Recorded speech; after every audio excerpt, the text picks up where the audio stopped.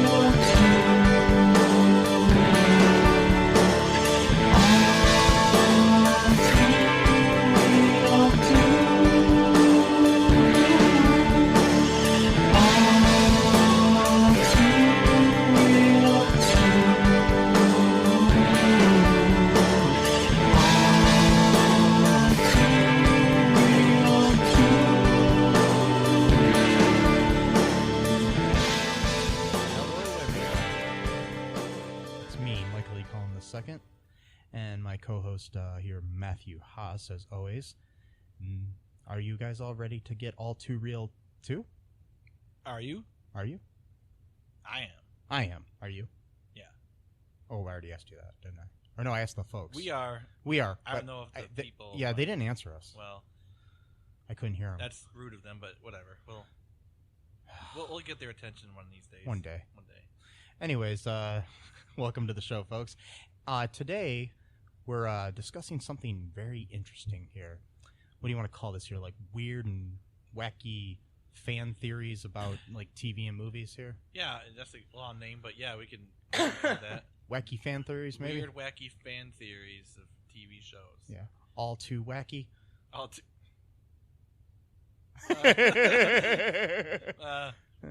maybe not. Sorry.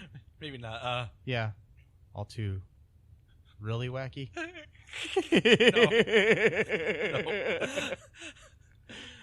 No. All too strange? Okay, maybe. All too crazy? Yeah, I don't know. All too weird? We just call it All Too Real 2 and just keep this... I'm going to keep the same name for the show. Yeah. This special... yeah, whatever. All right, so... Okay, anyways, this special episode, we're discussing... Matt and I both chose 5 different fan theories that we found on the interwebs. The net of inter.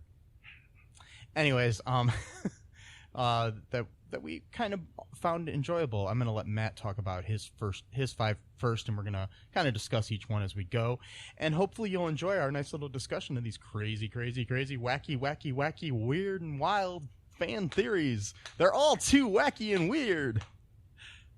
Good. I like that DJ voice. Hey! All of a sudden you changed into a DJ voice. Yes, I did. Okay, folks, these are wacky.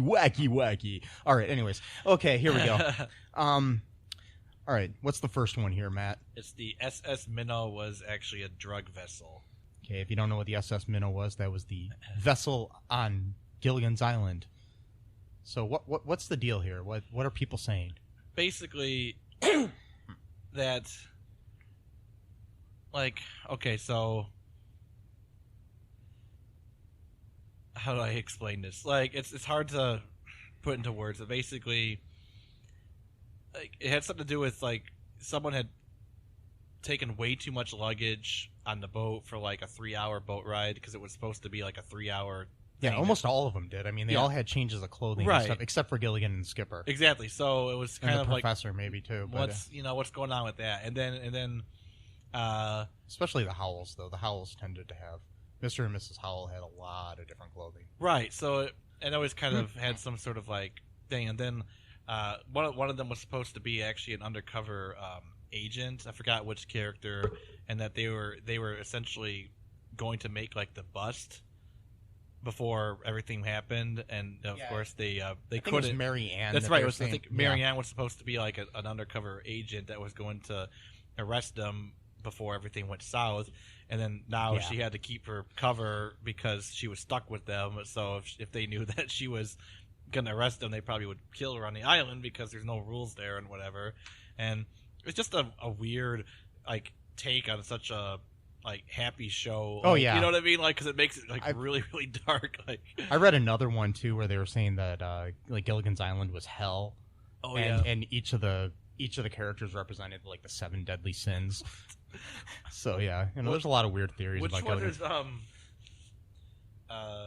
Which one would be Gilligan? No, Skipper. Skipper, I think, was like gluttony or something. All right, okay. What about Gilligan, though? What would he be? I can't remember. Just goofy? Is that a sin? No. Okay. Oh. No, that's a Disney character. Okay. Well, we all know now that. Oh, never mind. Yeah. Yeah, I don't know, but yeah, it's just I don't know. It's crazy. But this one, I mean, what do you think the chances of that being part of the idea that that Sherwood Schwartz had when he created the TV show? I don't think so. I don't because either. It was not that kind of a show. No. And plus, during that era, that wasn't really a thing that people were doing for the most part, except if you were like really, really edgy and trying to do something different. But there wasn't really a lot of like metaphors and symbolism when it comes to things, in my opinion. But I do like the idea. It's an interesting theory that they had. But yeah, what was the next crazy one? It was Zach Morris actually is living in a fantasy world. And Zach Morris, in case you don't know, is the lead character in Saved by the Bell, as well as Good Morning Miss Bliss. Yes, the show prior to it. Yeah, Good Morning Miss Bliss was the show on the Disney Channel, which took place in Indiana, and they were junior high. I think they were in 7th grade, and he was kind of like he aspired to be the Zach Morris that he was later on in high school, but he didn't ever quite. No one ever quite saw him that way, so it didn't really work. Like he tried to do like schemes, and he tried to, like, I don't know, be seductive, I guess, to the girls. But he was kind of more of a nerd. No one really took him seriously. And then the theory is that when that show got canceled or got changed into Saved by the Bell, retooled, as they call it in the business. Yeah, retooled, and Miss Bliss was removed from the show completely. So was a few of his friends, and then a few of them stayed on. Like Lisa was there. Screech, came. Basically, it was Lisa, Screech, and him. And that was it, right? Lisa, Screech, and I think that was it, right? Yeah, because I'm pretty sure. Yeah, because like Slater, Kelly, and Jesse were all new creations for the new series. So only half of them came back. And Mr. Belding came back too. That's right, Mr. Belding. So the theory is that since Good Morning Miss Bliss took place in Indiana, and since there were so many characters that existed in the new one and Saved by the Bell took place at Bayside in California. California. So California. What are the odds that all these people would move to the same town at the same time and go to the same school? Yeah. And also work at the same school? It just seemed kind of a strange thing. So this theory is that he's pretty much just dreaming this up during one of his daydreams at school or whatever. Yeah, but this is the 80s and the 90s when you can have a show like Boy Meets World where you have the same teacher for every class their whole fucking life. Yeah, that's the other weird thing. I noticed that. I'm like, how is Mr. Feeney teaching every single class? Like, he just does multi-subjects? Like, what? Even when they go to college? Is he the only teacher who works in school? Like, who else? There was Mr. Turner. Yeah, but then he got into like a motorcycle accident and no one ever saw him again. So you don't know what happened to him. Did he die? There's got to be some theories there. Yeah, we should have looked that one up. Yeah. Oh, well, we'll do that another time. Yeah. And so basically this theory is just that he's dreaming all of this up because he's kind of like a dweeb, if you will, if you're in 1987, a dweeb who is like the golden boy who can do no wrong, as this article says, and how the girls are just fawning after him, and they fall for his quite stupid seductive techniques that really aren't. Yeah, at it's all like everybody wants convincing. to. Every girl wants to date him. Every guy wants to be him. Right. And it's kind of crazy. And then the only character that didn't really change from the one show to the other. I mean, I guess Belding didn't really change much, but Screech didn't change at all. Screech was kind of nerdy. Actually, Screech kind of got nerdier. He did, yeah. It was like, I don't know. Yeah, they kind of did the whole, like, take him to the extreme. Yeah, where you become a caricature of a Like caricature. Britta did on Community, or Yeah. what they did to Britta on Yeah. Community, where she kind of had that going on. And I think they little did bit. that on purpose on Community more than on, like, this show where it just Yeah. kind of gradually happened. Yeah, or like the whole, like, Steve Urkel type thing of the era. Right, God, Yeah. Urkelmania, yeah. Yeah. And there was even some, quote, evidence with the actual theme song to the show where Oh, yeah. he's talking about, like... Because he wakes up in the morning, bell gives out a warning. Right. And then Don't know if I can make it on time. Right, and then... Dun, dun, dun, dun, Give myself... It's It's all right because I'm saved by the bell. And the bell, I guess, is supposed to be his Alarm, like waking him up, or something. Oh no, that yeah. the bell would make him go into fantasy world. Though, Yeah. because that would be where he wanted. Oh, to be, gotcha. I think I don't know. It had something to do like that. It was that's pretty much all there is to that theory. That's not. Yeah, because the lyrics of the song don't really fit his character at all. I know. Because he's not the type, to do those things. It's like, you know, Right. because like we said, everybody bows to Zach, and He gets away with so much shit. I mean, I love those things that Funny or Die do, where there's like Zach Morris's trash Zach thing. Morris is trash. Yeah, because he is. They're hilarious. All the things he's pulled. Like, how has he not gone to jail for any of these things? Like, or some of them at least. And I mean, I don't think this was a purposely done thing that they did when they were retooling the show, because I don't think they were smart enough to do this. But I totally buy this theory because it makes sense. Yeah. Because, I mean, really, it seems like that whole show, because, I mean, the thing is, they were in school for way too long, too. Yeah, weren't they like 6 years in high school or something like that? And then you have like characters just disappear. Like for a little bit there, was it like Kelly and Jesse just disappeared for a while, and they replaced them with Tori. Oh yeah, that's right. Yeah, they had those like rotating episodes where like 1 week Tori would be there, and then the next week Kelly, and because I actually know what happened behind the scenes. There was like negotiations of their contracts, and they had already shot, and NBC wanted more episodes, so they shot them, and then they just rotated them in. But it's funny then, like Tori's not there when they graduate. Like, is Tori just a made up character in Zach's head? Like, that he's trying to deal, and it's Tori in certain ways was like kind of a combo of Kelly and Jesse in certain ways, personality wise. It was like, hey, we can get this one actress and get her to play basically two characters. That's my theory on that one. I really like this theory a lot. Yeah. And I think there could be like, I don't know, essays written upon this probably, and there probably are. There probably are. And what would that do with the college years then? Would that be also part of his fantasy? I think so, but I mean, that's more of like a fever dream though. But then we get into like the new class where nothing makes sense, because Zach's not part of that. That's right. Screech comes in like the second season after the college years got canceled. Yeah. They brought Screech back. Okay. And he's the assistant to the principal. And Belding after going to 1 year of college, he's an assistant. Yeah, he's like an assistant principal. That's pretty at the school. impressive. I mean, I didn't know you could get that in a year. Well, apparently, if you're Screech, you can. But yeah, and then that show just had like such a turnover, like in a cast. It was like weird.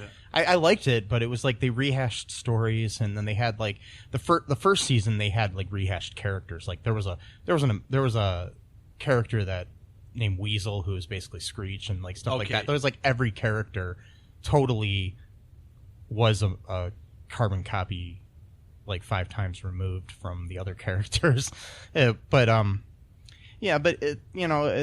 So that's the only part of this thing that doesn't make it logical, because the whole unless somehow the new class was somebody else's fever dream. I don't know. Maybe it was Belding's. There could have been Screech's. No, it had to be Belding, because he's the only one there the whole time. Oh yeah, that's right. Who knows? Maybe this whole thing is not really Screech's. I mean, Zach's dream. Maybe it's Belding's. Maybe it's Belding's. Somehow he's dreaming that he wants Zach to be cool. I don't know. Belden probably wishes he was the fantasy version of Zach Morris that doesn't exist in real life. So he sees Zach Morris struggling in junior high, and he's like, oh, I was just like that kid. You know what? it's too late for me to be the cool kid, but hopefully he could be the cool kid. So then he has a fantasy of a student, dream, and then which is kind of creepy because he's having fantasies about a student. Well, okay, whatever. Yeah. And then and having fantasies about a teenage boy. Yeah, Anyways, let's not go there. Let's let's move on to the next wacky, crazy theory. This one is really kind of crazy. This one is actually disturbing. Is Toby is the real Scranton Strangler from The Office? The character named Toby. Toby Flenderson, played by Paul Lieberstein, who was also one of the writers on the show. But, There was a serial killer who would strangle people, and Toby had been been summoned to be on the jury to either say he's guilty or not guilty, and he was the only one for a while to question whether or not he was guilty, and he was kind of holding up the jury, and they were all kind of getting mad at him for being the one person that was standing out, and then he eventually caved in and put his own guilty plea, and then they ended up sending him for like life in prison or whatever, or I'm not sure how many years, if it was life or not, but and the theory goes is that this kind of happened a while back, but then he started becoming like obsessed with the Scranton Strangler later on, because he had like doubts of whether or not he was really guilty, and it kept eating at him. Like he couldn't like live life without just knowing if he did the right thing or whatever. So then he actually visited the guy in prison, and the guy like jumped over to like try to attack him. So the theory here is that the guy was framed, and Toby is the one that really is a Scranton Strangler. So then the guy was so furious that someone would come to visit him who was like the actual killer, and just kind of taunting him like, "Oh, I came to visit you in prison," type thing.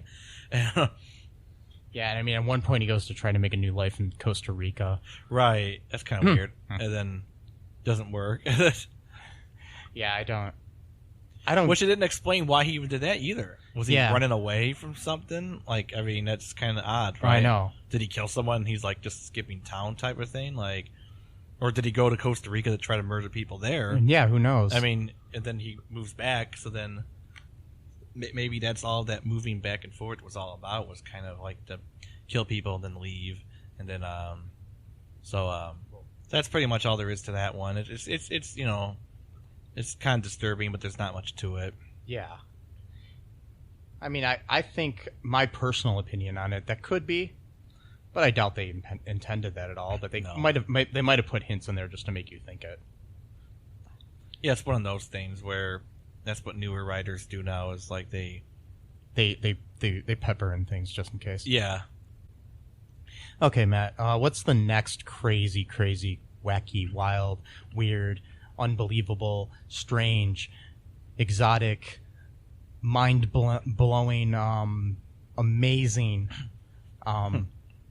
splendiferous fan theory that we have here? It's the U.S. government canceled Firefly. Okay, this one really intrigues me, man. Yeah, this one is actually one of the most interesting ones. Yeah, Firefly, the J.J. Abrams show, which was quite possibly one of the best shows ever on television. Yeah. But yeah. Yeah, it only lasted 11 episodes. Literally, nobody saw it coming. Like everyone thought this was going to be a show for like the ages, like especially fans, but even critics were, thought this was such a, and then it just lasted like all but 11 episodes, and then that's it. There was talks. The ratings kind of sucked. Well, but they also aired it out of order and shit too. Well, Fox fucked with it. See, that's the thing too. Yeah, one of the episodes. So like there was a whole continuity issue that a lot of time that confuses people, viewers, because it was a later episode that aired as the first episode, and the pilot aired later in the season. You already learned stuff that you weren't supposed to learn yet, and it's just weird. And but basically, it's about like, it's called like a space opera, I guess, and it's about like a kind of like a group of rebels who are like fighting a oppressive, like almost kind of like a fascistic regime called Union of Allied Planets, and they're basically like your typical like conquer all, have a very strict kind of structured life for the people, like curfews and everything. It's very, very hierarchical type of society that they, are trying to impose on all of the planets. And this is like a group of rebels that are trying, to fight against that. And also they're making money by being like kind of bounty hunters and well, stuff. yeah, they were doing all kinds of stuff. Yeah. And, it's kind of like a Han Solo type thing, like, where, they were good guys, but they were still had like their own kind of it's like Han Solo like, or Cowboy Bebop sort of thing or whatever. I think Cowboy Bebop is probably the closest probably in tone to it. Yeah, if you haven't seen that show, it's a really good show. You should check it. I mean, you probably greatest anime series ever made, in my opinion. But that's only my opinion, and my opinion matters well, of because course. I'm always right. Well, oh wait, no, I'm not. Yeah. So I guess the theory to this, the people like the fans who have this belief, is that this was 2002, the fall season of 2002, and during this time, the Bush administration was just starting to ramp up propaganda, to justify a war about 6 months later. And I remember this because it was like in September or August of that year, and I actually remember going to my friend's it was canceled house. just 3 minutes before 3 months. 3 minutes. Yeah, 3 minutes before the war. 3 months before the invasion of Iraq. Right. And the show started just around the same time that because I remember this actually very vividly, is that I'd come home from school and went to my friend's house, and his parents always had the news on, like CNN or whatever, and it was right there where they had like a big thing, like an art thing saying like, Saddam Hussein or whatever, and that was like the very first like day that they started, like the media started kind of like ramping up that thing. Yeah. And so the show started around that same exact, probably if not that week, probably within 2 weeks of that starting out. So the theory is that since the show is about like a group of rebels fighting against like a basically like an empire, Yeah. and so the idea is that the United States is like kind of like its own empire.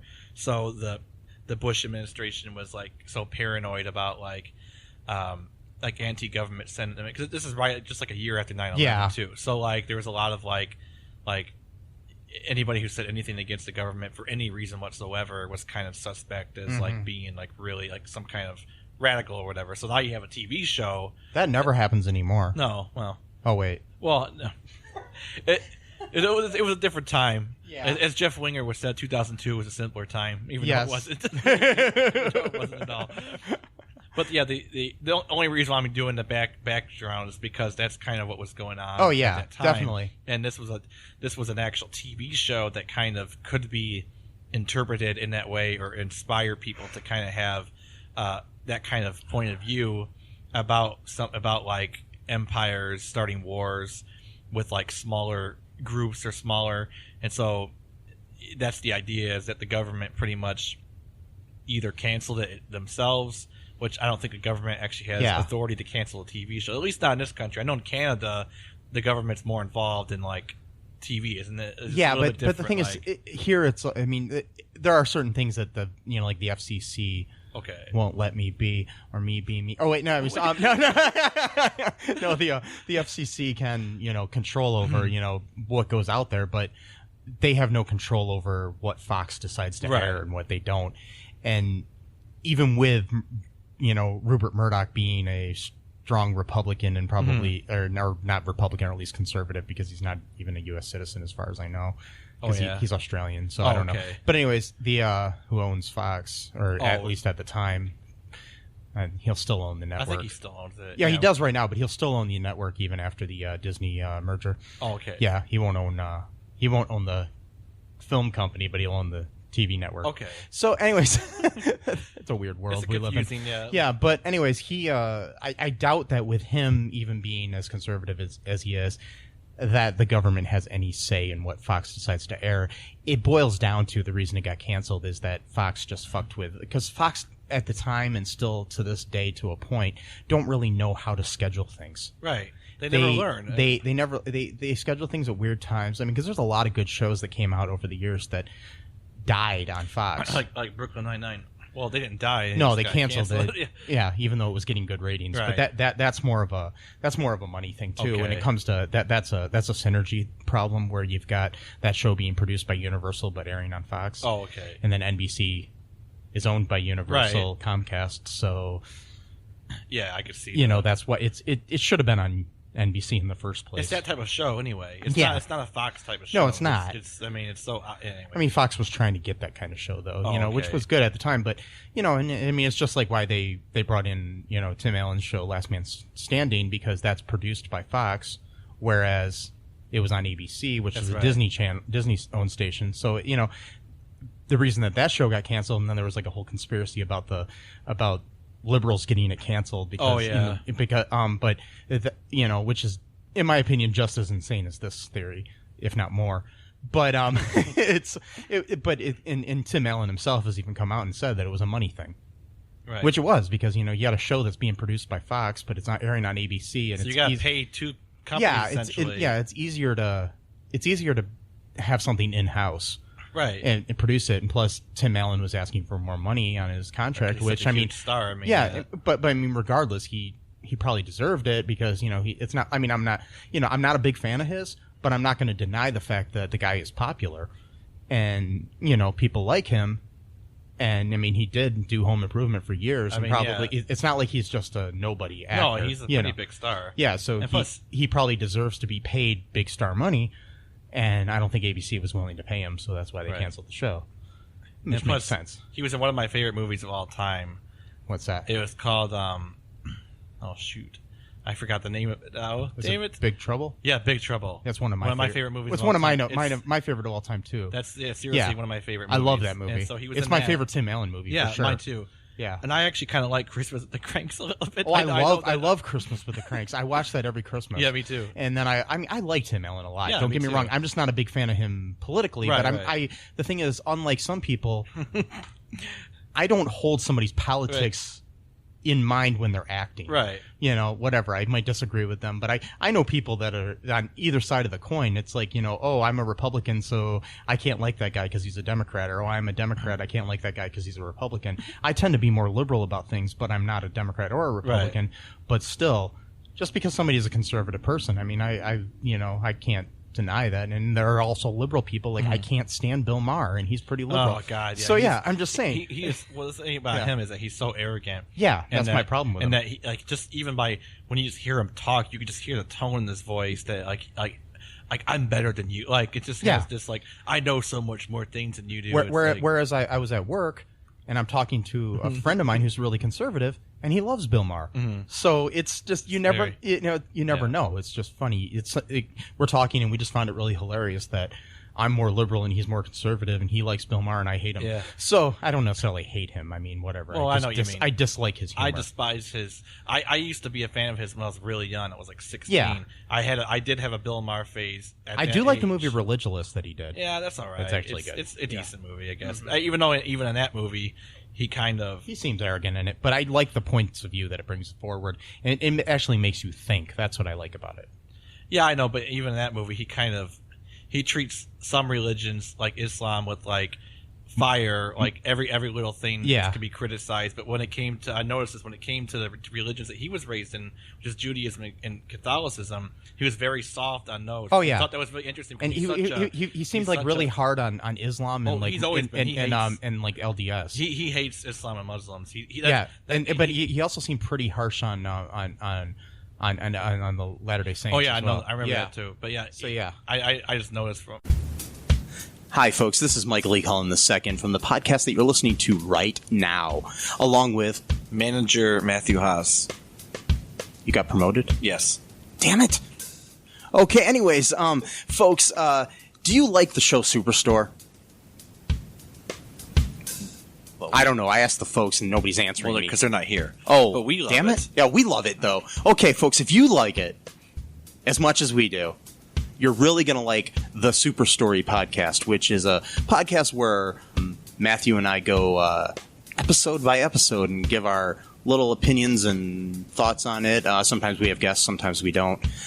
Just depends on how we're feeling. Yeah. And, so if you like this podcast and like our little crazy banter, Then you should definitely check this out, or I might get sad. And when I get sad, it gets pretty sad. So I can't deal with him when he's sad. no one can really. So Yeah. So So- check out Super Story Podcast right here where you get this podcast, Super Story Podcast. A respectable minister takes charge and leads head-on. Minister Dobald Trike may be the foremost politician of textiles. As a minister, I have the utmost sensitivity to these situations, and if anyone's sensibilities were harmed, I would have sensed it. But his petty ambitions will almost certainly lead us to unknown danger. How dare you, sir! Unknown danger has its potential for profit. It's exotic. You can hear Minister Trike and his antics in the radio comedy Magus Elgar. Visit MagusElgar.com to download your copy today. This is another kind of crazy, wild, wacky one. Oh yeah, this is the one I like. This one a lot. It's the Flintstones takes place in a post-apocalyptic future, and all. What's up? Oh, go ahead. Oh, yeah. Sorry. And also, I guess like a B-side to this theory is that the Jetsons and the Flintstones take place during the same time period, and the idea is that the Jetsons, because they were kind of like a rich or well-to-do family, so the idea is that the wealthier people were able to live up in the clouds, called Cloud City, because the Earth was pretty much like scorched or whatever through like some kind of nuclear Holocaust. This was again during the Cold War in the 1960s, so a lot of people were actually worried about like a nuclear Holocaust, not just in here but also in the Soviet Union. The government in the Soviet Union was also telling its citizens that the United States was going to bomb them into oblivion. So a lot of people in the world were really, really concerned about, like my parents, for example, like when they were in school, they made them do that stupid duck and cover thing, like that doesn't actually save you from anything. So people actually did have those kind of like drills or whatnot. Mm-hmm. So the idea, what will save you though, if you get inside of a refrigerator like Indiana Jones in the Kingdom of the Crystal Skull, that's not going to save you. But then they had those cartoons or commercials later on saying don't go in refrigerators because you might get stuck and you can't get out and you die inside. No, but it's actually proven that what Indiana Jones did in that movie would not have saved him. He would have died. He would have died. Yeah, I'm sure he would have. I mean, it's just made out of some kind of steel. I mean, it's not gonna, or plastic even. It's not gonna save you. Yeah. Well, supposedly the lead lining in it or something. It's not gonna do anything. And I mean, if anything, it just might take a little longer, but it's make you live in misery while you hear destruction all around you instead of just having to be a quick. You might have a refrigerator collapse around you instead of near you.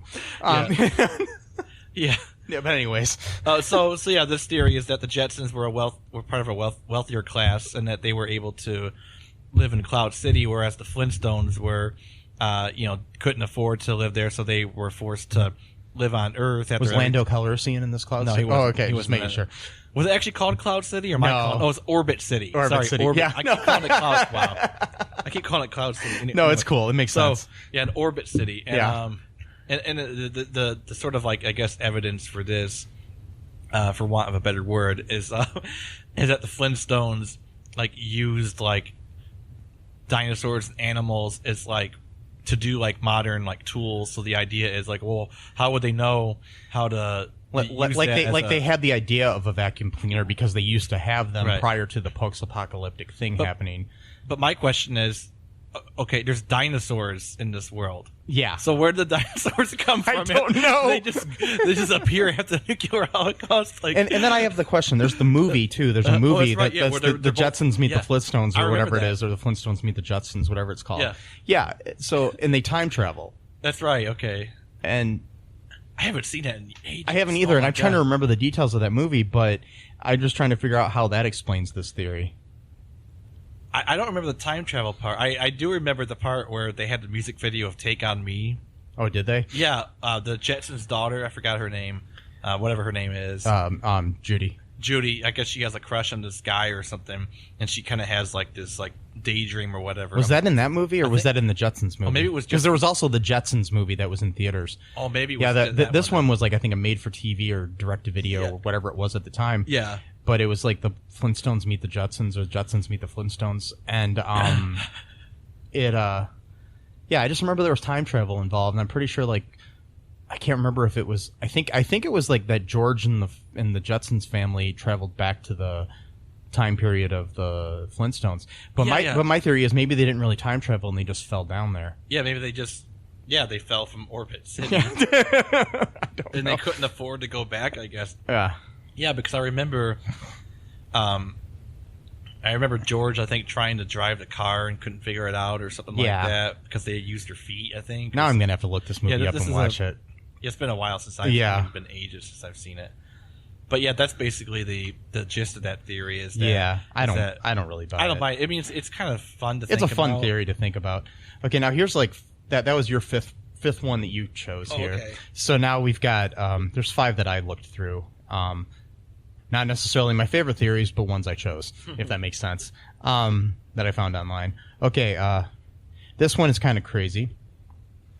Jack in Titanic, Leonardo DiCaprio's character, is from the future.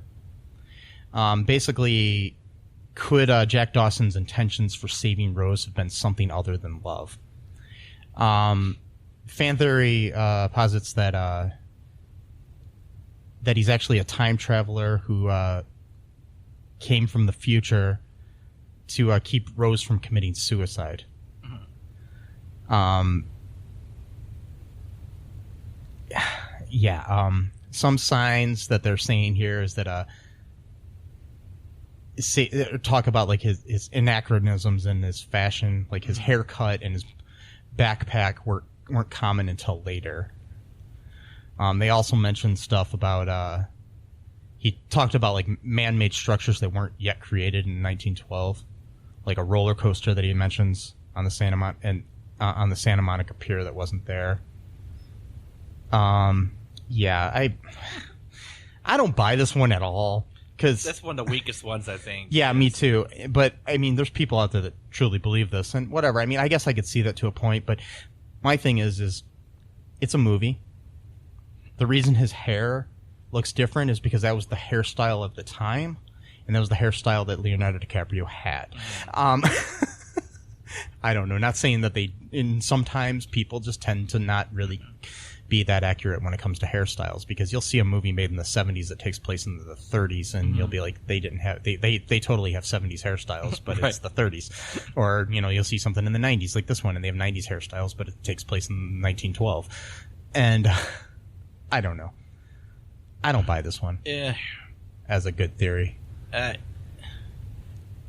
It's a very weak. It's weak. Probably the weakest one we have on this for one list. thing, yeah, it is. Like, for one thing, I've seen actually pictures of people during that time period who do have that this hair. haircut. Yeah, I do so too. It's not like it was. I mean, and honestly, I think the him referencing a roller coaster is just somebody didn't do their research. I was gonna say, yeah. I don't think that was intended that he was a time traveler.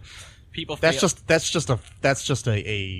a flub. Yeah. In the movie, But I guess that's where theories come from, though. A lot of times are flubs in movies that people create theories based upon them. So I'm not going to totally poo-poo this idea to people, and I said poo-poo, and but that I'm going to say, no, for me. Hey folks, this is Michael E. Cullen II from the podcast that you're listening to right now, along with Matthew Haas. We just wanted to tell you about our great podcast called Super. It's called All Too Real. And on that show, what do we do, Matt? We watch biopics and then we talk about whether or not the movie matched up with the real story or not. So it was a lot more exciting than that, though. Yeah, so we analyze the real story and the real story. Get it? Get it? Real. Yeah, they're spelled differently, folks. You can guess which one I said which way. Anyways, so sometimes we have guests, sometimes we don't. But we talk about great movies like Shattered Glass and The Social Network and Futile and Stupid Gesture, among others. Those are some of the ones that we've covered so far, and we're going to cover a lot more. So please subscribe on Stitcher, Apple Podcasts, Google Podcasts, wherever you find your great, fun podcasts. And be sure to share it with your friends. Do it. Do it. Do it. And make sure you're not afraid to get all too real. Bye-bye.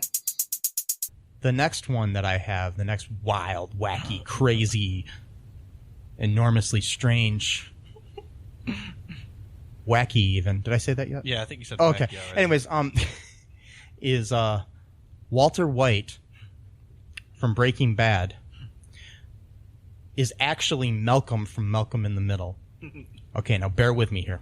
I kind of like this one.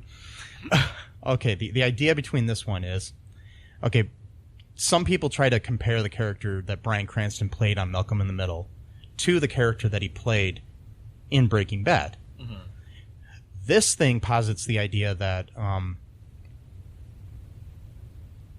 that we never learn Malcolm's last name.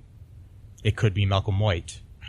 So I kind of go along with this. Okay, and the thing is, a lot of people tend to grow up to look like their dads. So, you know, Frankie Muniz's character could have grown up to look like Bryan Cranston's character of Hal. And the idea is that his middle name was Walter, and that he decided to go by Walter White as an adult. Mm-hmm. And he did have a very close, on the TV show, a very close relationship with his grandfather, whose name was Walter, and it was on his dad's side. So he could be Malcolm Walter White. And he grew into, and he was a really smart scientific kid, so he could have grown into a chemistry teacher. And became Walter White. Yeah. Their personality is so different, though. I mean... not at the beginning. Oh, no? Because, I mean, the thing is, I think Walter White is the character that changes the most in the history of any television show. And it's slow change, so it's slow burn. And that's what makes it really good and realistic. Because when he starts out, he's kind of a dorky guy, kind of like Malcolm. Yeah. So, you know, this one I can buy. It's possible. Yeah. But I do like the comedy thing that they did after the show went off the air, though. And they had a scene where Bryan Cranston woke up in bed with his wife from Malcolm in the Middle and said the whole thing was a dream, like Bob Newhart did on Newhart. Wow. Yeah. So that's a good theory too. Mm-hmm. Okay. It's decent. Yeah. Yeah. It's a good one. I don't totally buy it, but we're gonna, I think it's a lot higher than the Jack is a time traveler in the Titanic one. Okay, keep on trucking. We're gonna find something really good. Okay. The next one, I really like this one too. Ferris Bueller is just a figment of Cameron's imagination. So in the movie Ferris Bueller's Day Off, that the movie is a lot more like Fight Club than you might think. And this one, I do kind of buy it. Okay, the thought, the idea is like, because Cameron's this nerdy, kind of shy, afraid guy who only comes out of his shell because of Ferris. Mm-hmm. So the idea is that Ferris's day only exists inside Cameron's mind. Like the whole movie takes place inside Cameron's mind. And in his mind, he's imagining a day where he would go out with his buddy, and like Ferris is basically his other half, part of him as well. And basically he goes out on this day. The whole movie is in Cameron's mind, and Sloane is a girl that he has a crush on. And basically Ferris is an idealized version of himself who is not afraid to talk to her. Okay. I actually could see this one holds up in a lot of ways. A lot, because I've seen that movie millions of times. The only thing that puts kind of wrenches in this are some of the other characters that don't interact with Cameron. Yes, that's the thing. And like Ferris's family.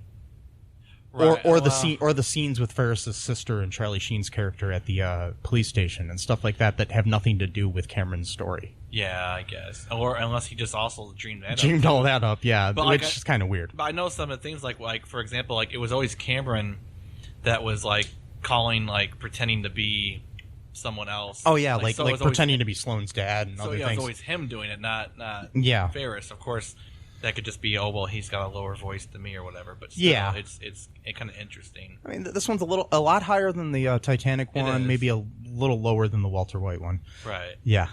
And I kind of like too, because Sloane, even though like she clearly is dating Ferris, there's also a few moments where she's kind of like acts a little bit, I guess, kind of flirty, too sweet to him. That she's a little flirty with Cameron. Normally wouldn't. I mean, not always, but normally wouldn't usually do something like that. Yeah, like kind of. if we were hanging out and one of our girlfriends was with us, I don't think she would be flirting with the other one of us. Right. Yeah. So I noticed that like there was Yeah. a scene where he was like had like his head on her shoulder like or something like that, or she had his, Yeah. I think it was him had his head on her shoulder, kind Yeah. of like taking a nap sort of, and she just kind of let him do it like Yeah. whatever. You know, you normally unless they just were really I mean, close maybe they were knit just of a friends. close, threesome of friends, which happens. Yeah, I mean so. Yeah, so I mean, like on a scale of 1 to 10, I give this one maybe a 5. Yeah. But yeah, that's still a good one. The next one is one I've heard many, many times. Okay, the show Murder, She Wrote. You remember that show? Yeah, I do. Okay. Jessica Fletcher, the main character played by Angela Lansbury, is actually a serial killer. I've heard this theory before.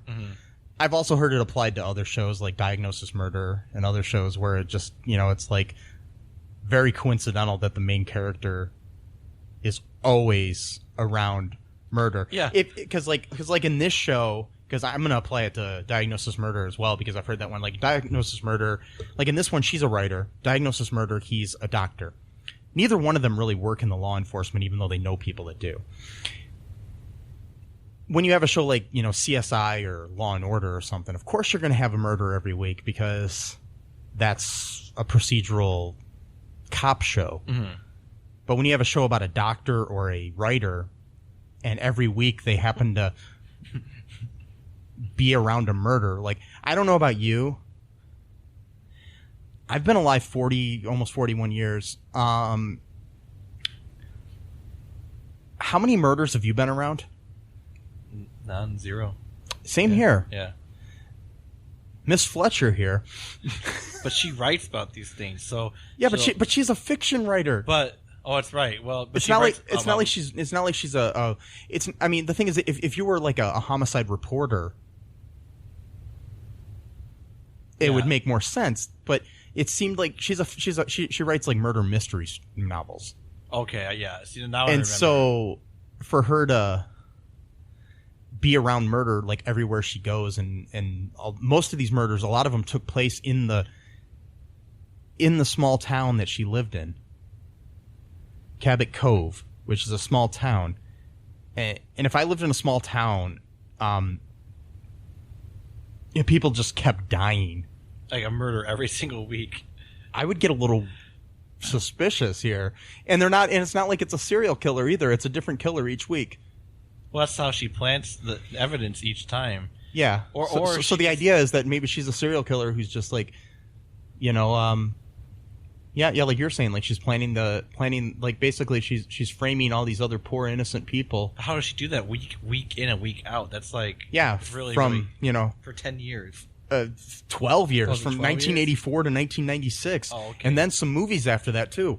So for 12 years, she was able to not only kill a person each week, but also frame another person each time. And so you think about it, I mean, like shows run, like about 9 months a year. So, I mean, and there's like 22 episodes a year of a show normally, or 24 back then maybe. Right. So times 12. What is that? That's like. I don't know, but that's a lot. A lot, yeah. I know it's over 200. Yeah. So it's over 200 murders. Over 200 murders within 12 years that are happening around one woman. They're not all in the same town. Sometimes when she travels. Oh, okay. But the thing is, when she travels, they happen too. Oh, wow. So that's even more of a proof. Yeah. Evidence right like, there. And my thing is are there other murders going on in Cabot Cove when she's not there? Or not. And plus, too, I read about this. This town only has about like 2,000 residents. So if that many murders is such a small town, it's like I would. So it's like 350,000. Oh yeah, and it says 274 killings in the length of the show that took place in Cabot Cove, in a town of like 2,000 people. So that's kind of like what percentage of that? That's a lot. That would make Cabot Cove the murder capital of the country, at least, or maybe the world. Yeah. By percentage. And who would just want to live there at that point? I mean, you're going to have more than 274 murders sometimes in a year in like Chicago, but those are big cities, though. But those are big cities. Yeah. Don't go by quantity; you go by the percentage. Yeah. Rate So basically, Cabot Cove is the most dangerous city in America, possibly the world. Yes. Okay. So don't move to Cabot Cove, Maine. You know what? A lot of creepy stories take place in Maine. You notice that? Like Yeah. all Stephen King's Oh books. yeah, well that's because Stephen King's from Maine. Oh, But yeah, okay. definitely. But Yeah. that's the thing. Maine probably hates the fact because they can't get any tourism because all these stories about like serial killers or like quiet and like foggy Maine. Don't drive at night because the roads are curvy and you might find a guy standing in front of you in the road with like a axe or something like that. Yeah. I mean, that's what, seriously, that's Or some random, fear-based thing that looks like a clown is going to start attacking you. And, literally, when I think yeah. of Maine, literally the first thing I think of is a foggy night and my car breaking down. Yeah. And someone like walking on the road. That's what I think of when I think of Maine. Well, there are many reasons I've never visited Maine, and that's one of them. Yeah. I don't know if I would, to be honest, at night at least. No. In the daytime, sure. Yeah, let's go to Maine in the day. Just for a day and then we leave. Then we leave before it gets dark out. 17 hours to drive there. I'm not saying go far into Maine. We just go into like the closest city to the border. And then as soon as the sun goes down, we just drive into the next state. We're safe now. We're not in Maine anymore. And then if we want to visit things in Maine, we wake up the next day and we just go to a hotel in another state. Wow. Gotta make sure the sun don't set in Maine. That's a good title for something. A book right there. Or the sun don't rise in Maine. Ooh, there we go. It's always dark. Yeah. It's scary. I can actually pitch that to Stephen King. Hey, can I get you to write half the book for me, and then I'll write the other half, and then we can both make money from it? Yeah. I'm sure he'll be up I'll for just that. bank off your name to sell it. Stephen King is actually a really cool guy. I know. He the thing I find really cool about him is I'm on a little tangent about him, even though this has nothing to do with Jessica Fletcher. But yeah. well, she was a murder mystery writer, so was he. Yeah. He allows people to take his short stories as long as they're not making money off of them and turn them into films for $1. Okay. All you got to do is send him $1 and you can do it. Yeah, like I had friends in college. Like a lot of college kids will do that. Like for their class projects or something like that, they'll take one of his short stories and turn it into a movie. He'll let you adapt it as long as you're not going to make money off of it. It's pretty cool. Yeah, so it's pretty cool. Cool guy. Okay, so yeah, and that one, I really think that sweet old Angela Lansbury as Jessica Fletcher is a serial killer. And by proxy, I think I'm going to apply that to Mark Sloan on Diagnosis Murder. And, I don't know, Perry Mason as well. And all these other shows where somebody's not... I mean, the lawyer thing makes a little more sense dealing with, criminals and murderers and stuff. But there's some of these shows where it's like, I don't know. What about Castle? That's another interesting one. Yeah, but he's a writer, but he's working with a cop. But then again, I guess you can say the same thing for Jessica Fletcher and Mark Sloan, because Mark Sloan's son is like a cop on Diagnosis Murder, and there's a police, sheriff or something, I can't remember his name, that works with Jessica on Murder, She Wrote from Cabot Cove, like the head of the cops. But still, that many murders in that small town. Yeah. At least, like some of these other shows like take place in bigger cities. Mm-hmm. Like, I mean, I don't know where Castle takes place. Doesn't it take place in like LA or New York or something? I think so. Yeah. And so and then it's a bigger city. I think it's like Los Angeles on Diagnosis Murder. So I'll let those all pass as being just, they call in the doctor to just, or the writer to do that. But in a small town like Cabot Cove, 274 murders in 12 years. That's a lot. That's like the size of like Sylvania. Well, no, it's even smaller than Sylvania. Yeah, Sylvania, Ohio, which is that has like at least like what? Yeah, 20,000 people. I mean, this is like a really small suburb type town, like or even something smaller than that. So imagine this is like around here we have like White House, Ohio, or something, or like a small town like that. Maybe I don't know if that means 350,000. That means like 1 out of 20 people. Maybe 3,500 people there. Yeah, that means like 1 out of 20 people have a chance of being murdered in this town. That's pretty bad. Like that's right on the sign that greets you when you drive into the town. In Maine general, it says that. Yeah, yes, one out of 20 of you is going to die. Good luck. By the way, we have good seafood here, so get it while you can. Yeah, because you're gonna get stabbed. Get some Maine lobster, and that's Maine, not MAIN. like the Maine lobster. No, anyways, that's a bad How I Met Your Mother joke. Wow. Anyways, I'm gonna end this here with my granddaddy big favorite theory of all time of anything ever. This is what we call the Tommy Westphall Universe Hypothesis. It's got a fancy title, so you know what that means. Mm-hmm. It's wild and wacky. It's wild and wacky. Wacky. No, you don't like that word. I don't like that. I don't like the way it's said. Wacky. The way I say it. That kind of wacky. Well, that's no wacky. Now that's just kind of dark and disturbing now, but wild and wacky. Wacky. Okay. Anyways, folks. Okay. So, in the 80s, there was, before Grey's Anatomy, before ER, there was Saint Elsewhere, and they did it best, in my opinion. As much as people love Grey's Anatomy, and as much as I loved ER, no comment on Grey's Anatomy. Anyways, the show, there was a show called Saint Elsewhere that ran for 6 years. And then in 1988, on the series finale, they pulled a major plot twist. Major plot twist. There was a character named Tommy Westphall, who was the autistic son of Dr. Westphall, who was one of the characters on the show. Okay,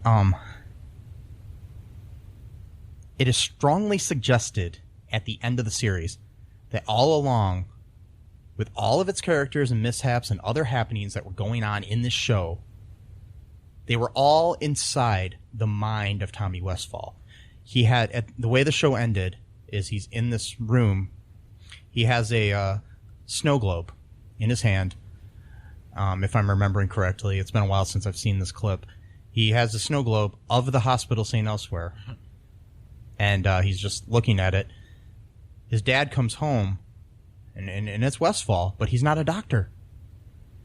Comes home, and one of the other doctors is sitting there, this older doctor that Norman Lloyd played, is sitting there as well, like as his, what appears to be like the dad of Westphall now, even though he was a different doctor in the hospital.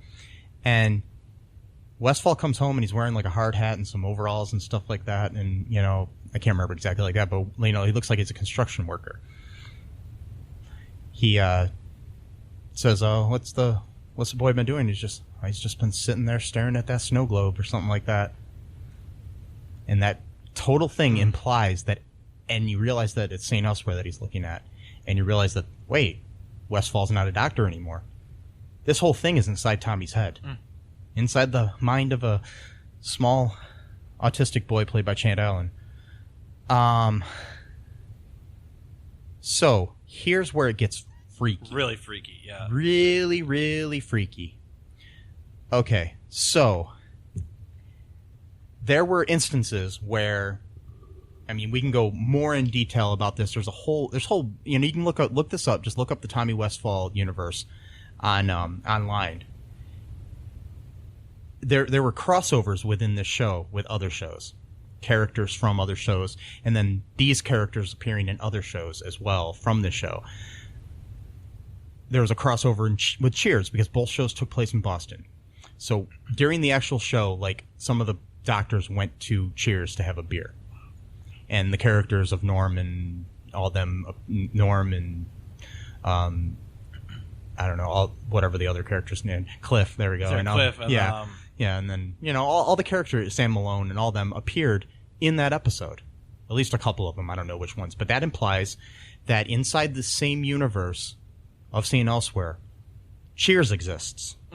So that means, by proxy, Cheers is inside Tommy Westphall's head. So by that, Frasier, which is a spin-off of Cheers, is inside Tommy Westphall's head. And then so makes the character of Frasier Crane and Lilith Crane appeared on a couple episodes of Wings So that means Wings is inside Tommy Westfall's head.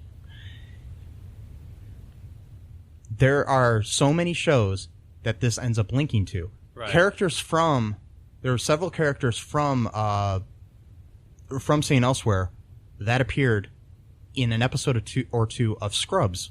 So that means Scrubs is inside Tommy Westfall's head. So it's not just shows from that time period. It's any show that references another show that is somehow referenced back to St. Elsewhere is all inside this thing. And there's at least 375, if not more, television shows that by proxy, including The Simpsons, The X-Files, because through this show, you have the show is somehow connected to Homicide: Life on the Street, which then connects to Munch, the character of Detective Munch, who then appeared on Law and Order SVU for several years as a main character. And the character of Munch has also appeared in more shows than any other character in history. Oh my god! Yeah, all played by Richard Belzer. So he was on The Wire. He was on the regular Law and Order. He was in Sesame Street. He was in so Sesame Street is inside Tommy Westfall. Oh my god! He appeared on Arrested Development in character as Munch. He so basically through Richard Belzer you get a lot more that are all inside of Tommy Westfall's head.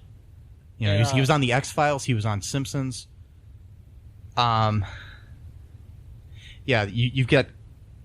You can even connect, I'm not sure exactly how, but you can connect The Facts of Life. You can connect Friends. You can connect Doctor Who over in Great Britain even. Wow. Yeah, it's really fun to look at. Like if you go to the Tommy Westfall universe, you can look it up online, and you can see like every connection, and every kind of like link or whatever, kind of like like when people have like conspiracies like on a wall, like they have a whole grid and everything on there. Oh. Yeah, it gets really crazy. There's shows from just going down this list here, which was last updated in August of 2016. So it's been a little while since they updated even. So there's probably more added on here. You've got shows from 24 to 90210 to 704 Hauser to Adam 12 to you've got All My Children, even the TV, the soap opera. You've got the short-lived Andy Barker PI with Andy Richter. You've got Benson. You've got Becker. You've got Buffy the Vampire Slayer in there. You've got Caroline in the City. You've got Cop Rock. You've got The Cosby Show. Cop Rock. You've got you got the DC's Legends of Tomorrow and all of the other DC shows by proxy. You got all those. You got the Danny Thomas Show from back in the day. You've got Erie, Indiana. The Drew Carey Show. Family Matters. Frasier, as I said before. Full House and Fuller House by proxy. You've got General Hospital, because General Hospital takes place obviously in the same universe as All My Children and One Life to Live and all those. So that's, yeah. And you got Girl Meets World, Boy Meets World. Which is funny because Boy Meets World, Dr. Craig on St. Elsewhere was played by the same actor who played Mr. Feeney. So, yeah. I thought that it had to be the character, not just the actor, right? It's the character, yeah. He references St. Elsewhere on there, talking about it. It's referenced in the show, so then it's by proxy referenced, and he's playing two different characters in the same universe by proxy. Because the same thing is Becker and Cheers both fall into this universe, and Ted Danson's in both shows. Right. So you got Happy Days, you've got Hanging with Mr. Cooper, you've got I Dream of Jeannie, Joni Loves Chachi. But those shows took place before, though, so how does that work? Shows that came out in the 60s, like Doctor. I'm not trying to interrupt you. No. It's a good question. Basically, what will happen is if somehow those shows are connected to another show that is part of this universe, then they become part of that universe. So, if a show, let's say show A takes place in premiered in the 80s or something. It takes place back then. But a character from that was referenced in a show that's currently on the air as being a real person. or if one of the characters from that show appears in a guest spot as that character. Like, let's say, I'm just making this up, but like, let's say a character from Happy Days appears in an episode of, I don't know, Grey's Anatomy. Not that would ever happen, but I'm just coming up with two things. Then if Grey's Anatomy is somehow connected to this universe, then automatically Happy Days becomes connected to that universe. Okay. Not that would happen, but that didn't happen as far as I know, folks. So I'm just letting you know. That makes sense. I just gave two examples. Just so like Doctor Who, Doctor Who started off in like the early '60s, but since and plus it's still on the air, so it's got people. There's things like one of them that might interest you is Degrassi. The whole Degrassi universe is part of this too. So this this jumps borders into Canada, jumps borders into Great Britain. It just goes everything, because there's an episode of Degrassi Junior High where they're in a hospital. Over the announcements, this is a really far-fetched one, but it actually works because they did later on say that they were referencing that character when they wrote this thing. I can't remember which. I think it might even be Dr. Westfall. Is paged at the hospital, and the reason he was paged is because some of the writers on Degrassi Junior High were fans of St. Elsewhere. Wow. But you've got everything from Mission Impossible to Moesha to more. This kid is like like a writing genius. Yeah, you got both versions of The Office. Oh my god. You've got what else is kind of interesting? Seinfeld, Shameless.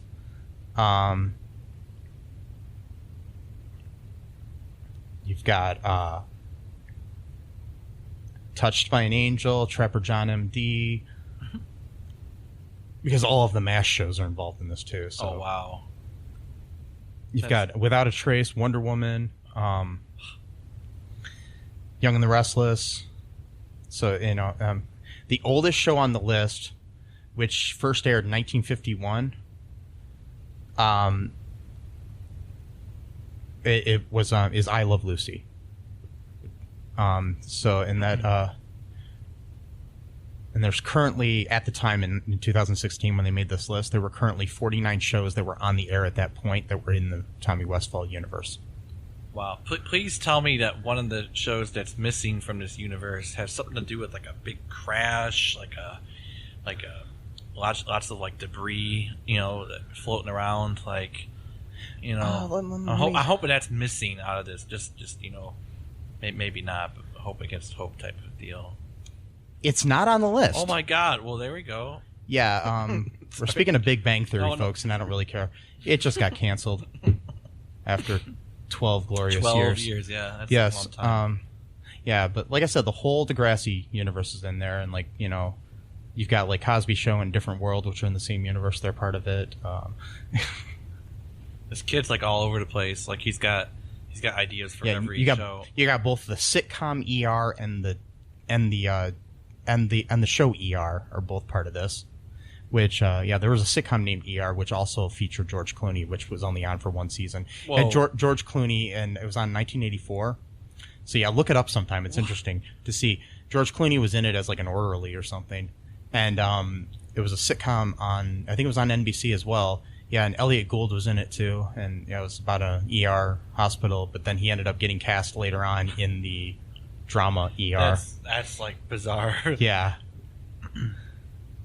I like too how like as this kid gets older, like the theory almost seems to fit, because like as he gets older, like the shows get more like serious and like also like, adult humor, even like Arrested Development. It almost seems like TV in itself gets more sophisticated for the most part, except for some shows which aren't listed here. Anyways,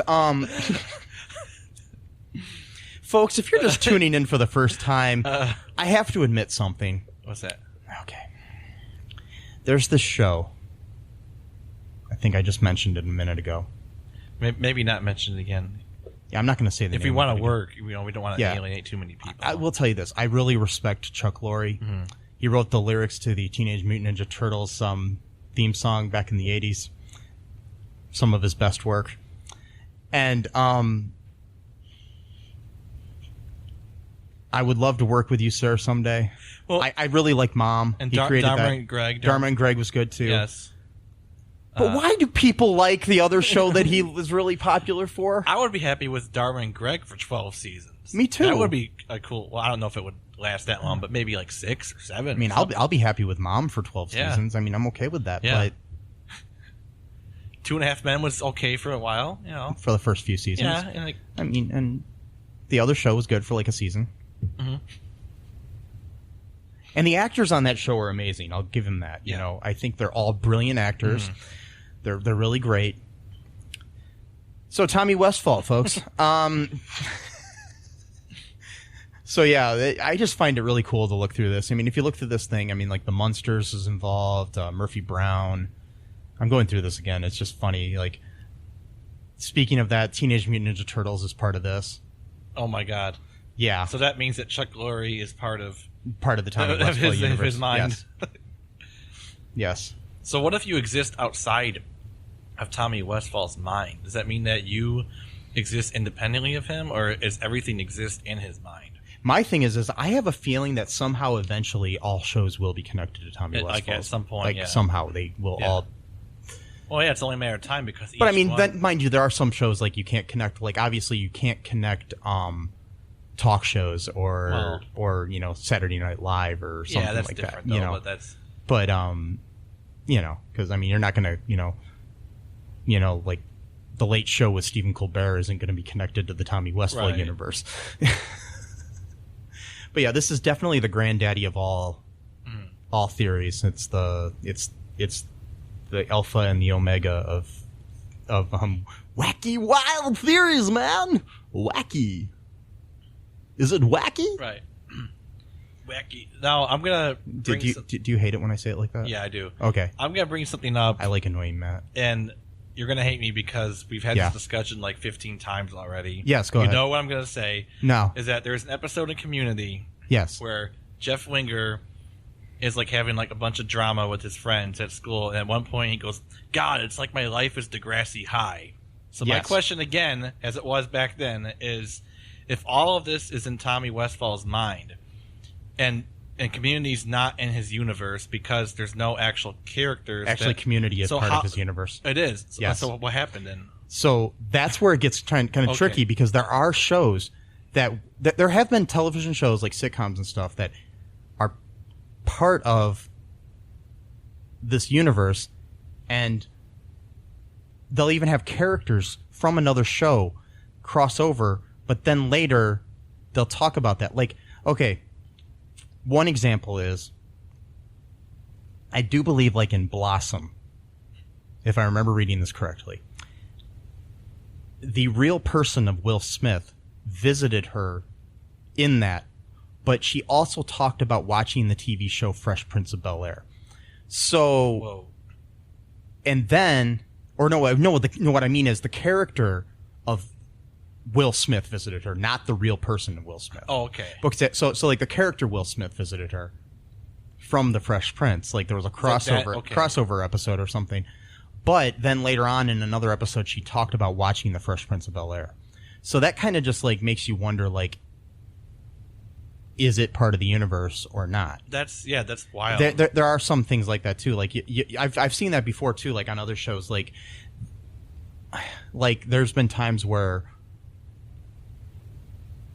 I've seen it. Yeah, there was like I know that like supposedly like all the TGIF shows were all interconnected in certain ways, like on like back in the 90s, and but there were episodes where like there'd have a crossover where like Steve Urkel would appear on one show, but then you'd also have them talk about somebody watching Family Matters, or you'd have somebody talk about watching Sabrina the Teenage Witch, but Sabrina appeared on their show earlier or something. It's like cross promotion. Yeah, so that puts a little bit of a dent in this theory, but I still like to tend to think that all the television I watch is inside of Tommy Westphal's mind. Well, plus Tommy may have just done that on purpose because Yes. he wanted to give himself more of a challenge. So he's like, all right, well, I'll do this now. Yeah. I'll have the character of Will Smith visit Blossom or meet with her or whatever, and then she'll watch, the Fresh Prince. Because I think I remember during that time that Blossom and the Fresh Prince were back to back Yeah. One of them I'm not sure which one came first or not, but I know that they were one after the other. On like was it Saturday or Sunday nights? I don't remember. I think it was like Mondays, actually. Yeah, okay. Yeah. But yeah, I remember them being one right after the other. So that could have been like maybe like a cross-promotional thing. You know what it was then? It was probably then Blossom probably came first then, because you would have the Fresh Prince on that show, and then the next episode would be the Fresh Prince. I don't know. And then I'm going to have to go with my old TV guides from like 1993, and which, I don't own anymore, but... So yeah, I'm trying to... Pretty wild stuff here. Trying to figure out how Community is connected to the Tommy Westphall universe. Okay. Because at the time, though, you said it wasn't because there wasn't actually any characters from any of the show. But I know how it's connected. Okay. It's through a fictional brand of potato chips. Oh, the Let's brand? Let's potato chips. That's because Let's potato chips appear in Arrested Development, in which Munch also appears. Right, okay. So that connects you to everything he was part of. And Let's was in a whole bunch of shows. Like it was a whole company that just made fake chips, right? Oh yeah, they're on Brooklyn Nine-Nine all the time too. It's just like there's a company that makes fake props for TV shows, but the most popular show to ever have Let's on it is Community. Yeah, because they make a big deal about it, and now it's on like a bunch of shows. Yeah, I noticed that now. So like get your hands. But up I think by Arrested Development might have been one of the first shows to have it on there. Wow. But or maybe it was even before that. But there was also the Wild Oil Company from the TV show Running Wild also appeared in the episode The Psychology of Letting Go. And so I guess that connects it to the Tommy Westphall universe. There's a whole there's a Tommy Westphall wiki too as well, so you can go through that and it tells you exactly how every show is connected. It gives you a summary of the show and then how every show is connected. So that's awesome. You could probably get into this rabbit hole and never come out. Yeah, be stuck there and just read. And eventually you'll be inside that snow globe. Yeah, you'll be part of his. I mean, who knows? Maybe this podcast is inside Tommy Westphall's That's what I'm saying. head. What if something happens where somehow a character, not the actor or actress, but the character. What if they do a show with us, but they go into that character? So now technically, All Too Real 2 is in Tommy Westphall's mind. What if we're all inside of Tommy That's what Westphall? I'm starting to wonder. What if the world, the universe, is all inside of a snow globe? Realistically speaking, if a little kid, of course he's not a little kid now, but if a kid turned into an adult is able to come up with 374 shows and counting to date just in his mind, not even writing it down, just all in his head, I'm pretty sure that he's got the whole universe inside his head. So he's got the whole world in his mind. No. Okay. Anyways, so and hands because he's holding the snow globe. He's got the whole world in a snow globe in his hands. Anyways, so yeah, this one I'm gonna fully believe. Yeah, and I believe that you, me, and our listeners are all inside of Tommy Westphall's head. Whoa. So, folks, have fun inside that snow globe. Yeah. Watch out for the snow. Yeah. And you have anything else to say here, Matt, before we sign off? Just have a good night or a good day or whatever. Thanks for listening. Yes. As usual. Yes. Because I'm pretty sure most of you are. I know this episode was a little wacky. Yes, it was. Wacky. Matt, you're going to kill me, aren't you? Okay, folks, if Matt doesn't kill me, we'll be back next time with another episode of All Too Real 2. So, bye-bye. Thanks for listening to All Too Real 2 podcast, a Cullen Park production. Produced and edited by Michael E. Cullen II. Music by Matthew Hawes. Subscribe and share the show. Visit us at cullenpark.com.